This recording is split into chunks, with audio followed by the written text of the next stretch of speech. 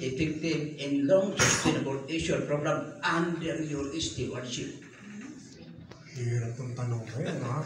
Hindi na ako kinakabahan eh. Pagpasok pa lang yung slide kanina, yun na yung ina-expect ko, no? Mga ganyang klaseng tanong. Ang sa amin, just keep on doing it. Diba? Tuloy lang natin. We have programs na nandyan na kailangan lang ng enhancement. Saan natin ma-enhance? Athlete selection. Diba?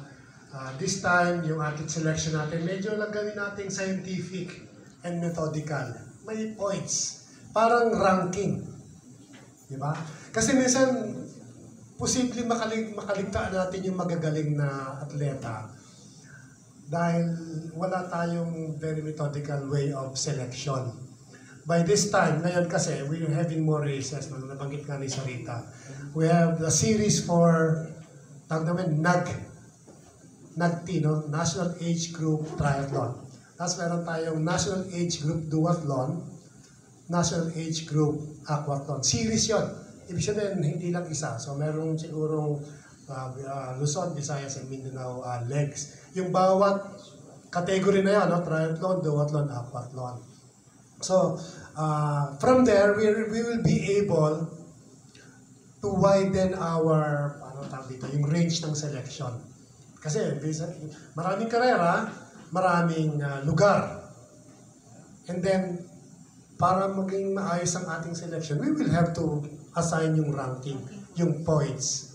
So, and then, magkakaroon ng opportunity din na yung malayo na cannot really afford or cannot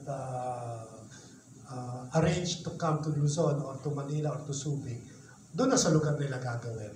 Para along the way, makahanap tayo ng atleta. So, paano natin magagawa yung excellence na yun? That's one way. Kasi as I keep on repeating, yung athletes talaga yung center natin. Sige. Mon, Kim Mangrobang is one of the kind. Is best triathlete in the Philippines right now. So, are you pretty confident and optimistic that you can find an athlete, a triathlete, in the caliber of Mangrobang once she decides to quit for good? Yes. Saka multiple ang ating possibilities. Of course, possibility yan. No? Hindi natin masasabi yung magiging dulo. Ang short answer is yes. Kasi marami naman talaga din. Hindi lang siguro natin talaga na-develop properly. Diba? It takes time. Tsaka alam mo, diba, lagi yung mga questions ninyo is Olympics, no?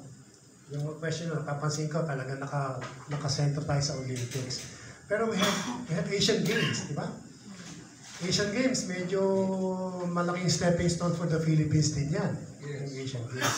SEA Games, medyo nagkaroon na tayo ng mark sa SEA Games. Pero nagkakaroon bagong challenges, di ba? Napansin nyo, yung aquathlete na French, naging atleta ng Cambodia. So that's a threat for us, no? If we are looking at more medals, those are all threats. Tapos maraming mga dark horses coming from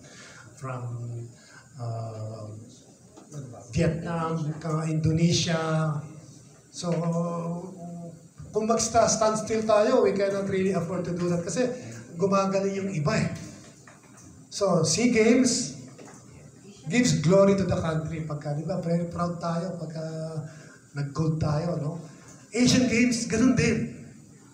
Then I would say Asian Games will be a stepping stone towards the Olympics. Atleta, yes, we're confident. No? We're confident na makaka-identify tayo, makaka-develop tayo ng athletes na magiging kasing galing, mas magaling sa mga existing natin. Sorry ha, may mga gagawin pang lalabas. Yeah, Mon.